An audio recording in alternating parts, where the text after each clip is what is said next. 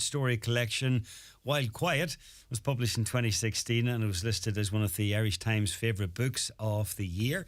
Her short story, How to Build a Space Rocket, was voted Short Story of the Year in 2018 at the Irish Book Awards. And she has a new book, a travelogue, which is out at the moment. It's called Home Place, Heart Place, Journeys Around Ireland.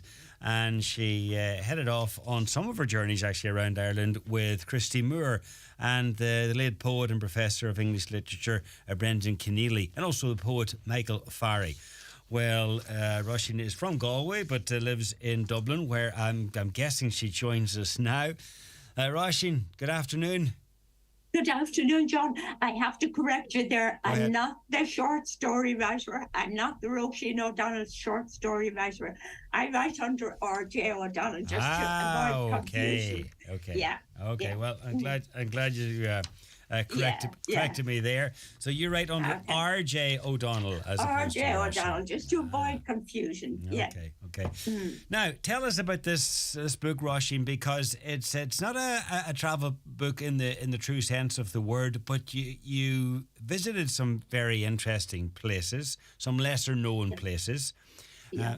And you did it in the company of some very interesting fellow travellers as well. Tell us a little bit about it. Yeah, well, in the case I visited places like the Hill of Ush, Navanford, and places like that where people wouldn't be on the normal tourist guide. But in the case of Donegal, first thing I did was go to the Tullabegley walk. It's a walk that commemorates a time when Tullabegley, the most ancient burial ground there in that part of Donegal, and the only one for a long time. So they had to bring their dead across the mountain to bury them. Now, this would be in the 18th century. And I joined in that walk, which commemorates that. Now, it's a difficult walk without carrying a coffin at all. Now, in actual fact, they didn't have anything so luxurious as a coffin. They had a bier made of bogwood, and 16 men carried the remains. They took turns. And in their turns, four at each time, but that could be as far as 20 miles. A very difficult climb, and then the descent is nearly worse, so you can imagine in bad weather. But that was the only one. That was the only graveyard there in that part of the country, like in Gweedore side, So all of your group made it back safely. You didn't end up having to get 16 to carry anybody. No, well, we weren't well prepared. We weren't carrying anything that day, now. But you stop where the burial party used to stop, and that was Trílachta.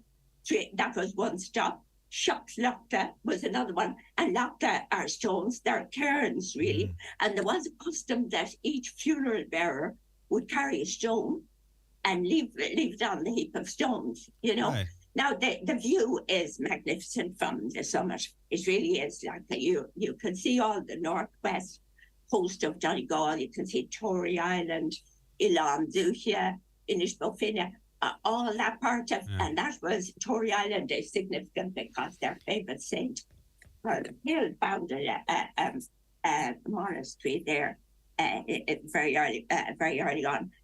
Now, the mountains, of course, you're very near Errigal, Derry Bay, Larcus, and Muckish, and Slieve And Slieve is interesting because it was the first place where limelight was used during the Ordnance Survey of the 1830s.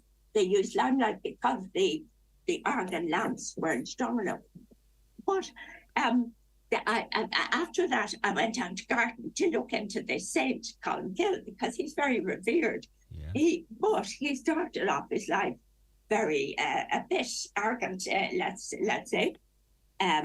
He in the 6th century, he went to visit Finian, who also became a saint. and he visited him in he was the abbot of Clonard in present-day County Meath.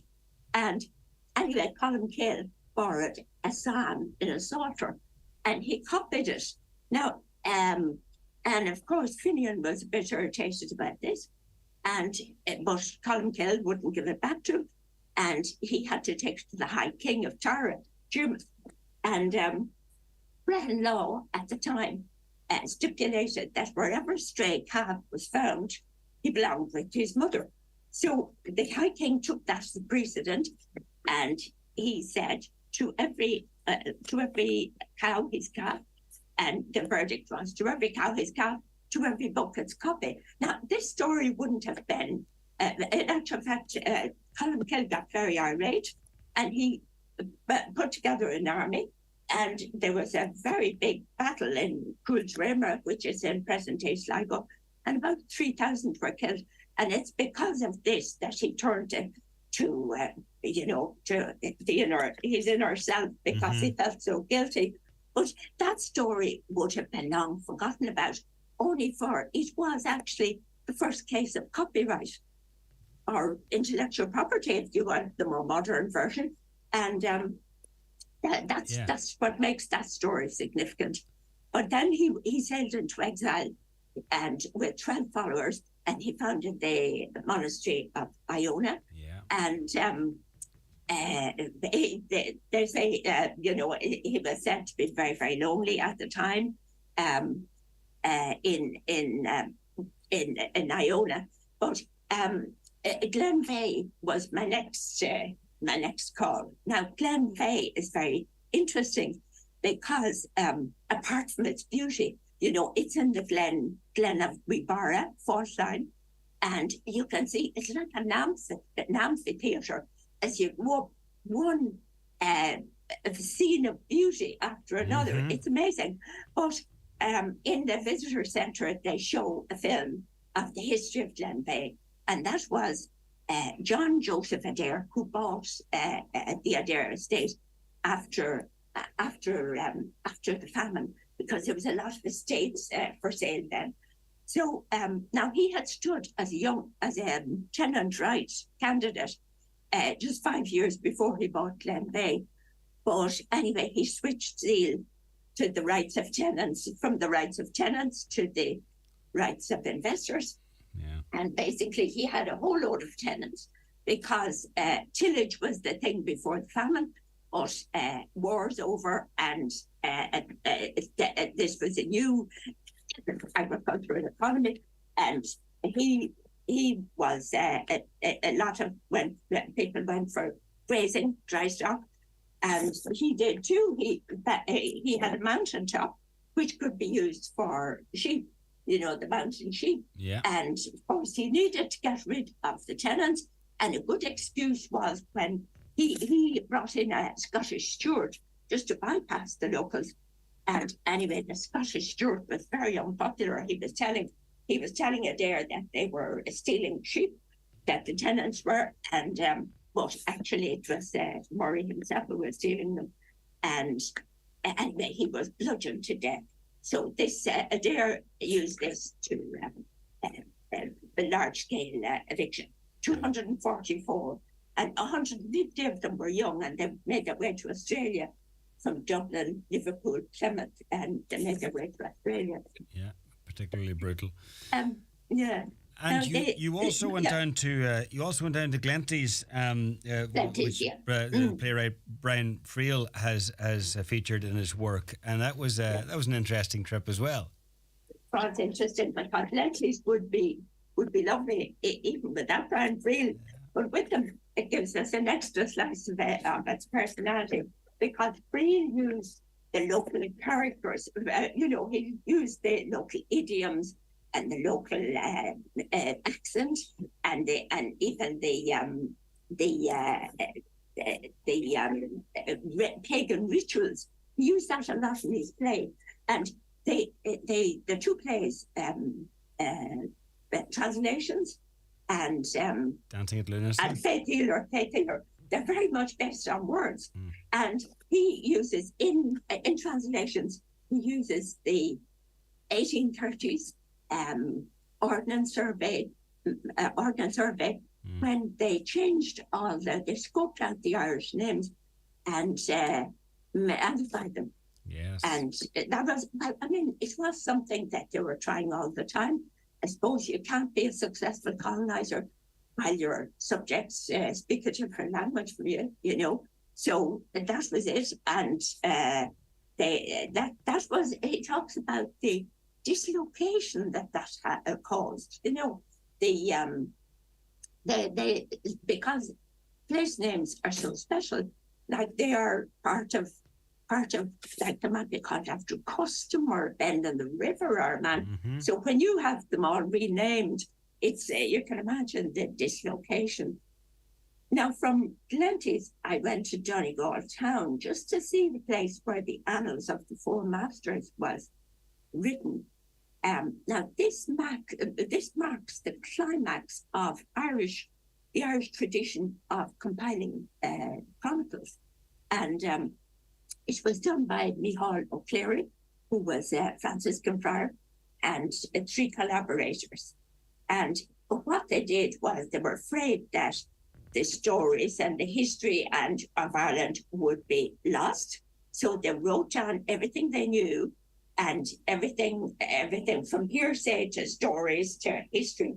So that's a huge work. Now, and from there, I went to Stranorlar because I was very anxious to visit the grave of Isaac Butt. Mm-hmm. Isaac Butt, I think he got a raw deal in history.